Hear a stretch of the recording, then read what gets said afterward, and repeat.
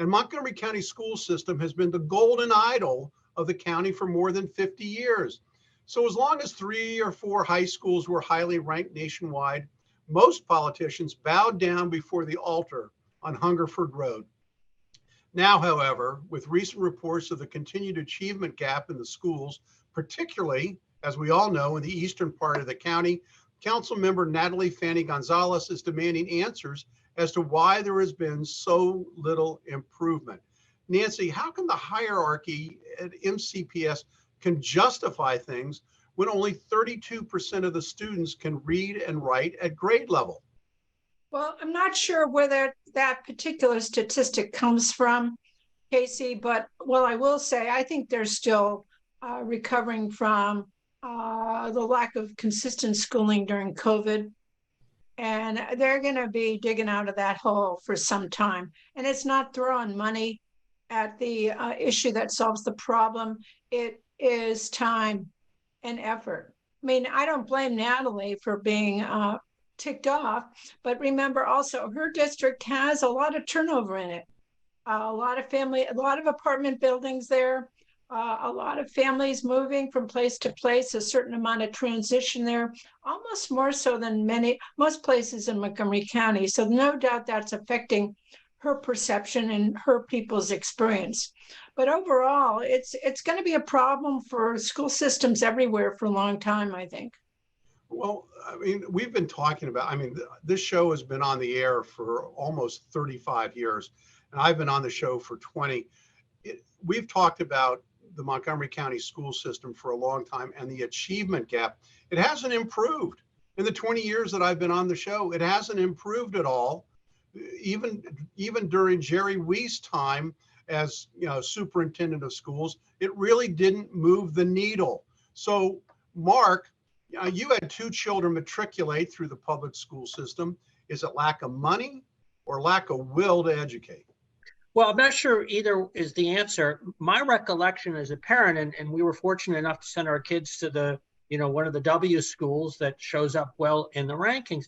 But my recollection as a parent was that we were expected as parents to substantially supplement what our kids got.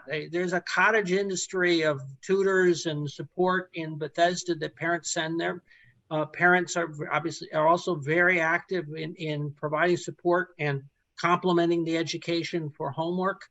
MCPS relies very heavily at those high-performing schools on parents to have the resources to supplement that. And I don't think that they collectively have really, going back to Jerry Wee's days, have addressed that issue that creates those kinds of differences, and they're not able to overcome but isn't that a disgrace that you have to hire tutors? Not all families who send their kids to public schools can afford the tutors. Absolutely. That's a disgrace that our school system is failing. Nancy.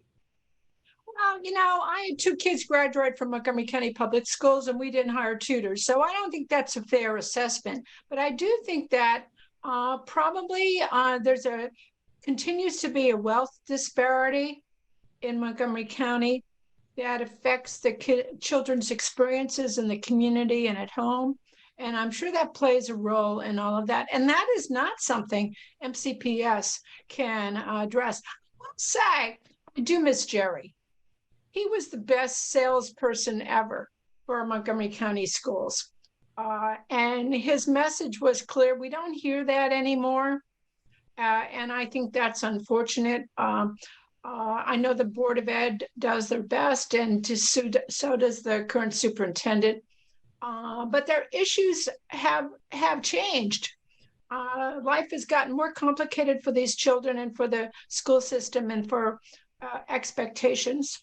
And as I said, I do think a lot of it has to do with the range of wealth within Montgomery County. And you can always see that in terms of which schools have the most graduates, which schools have the kids who are most successful in college applications, and going down the line.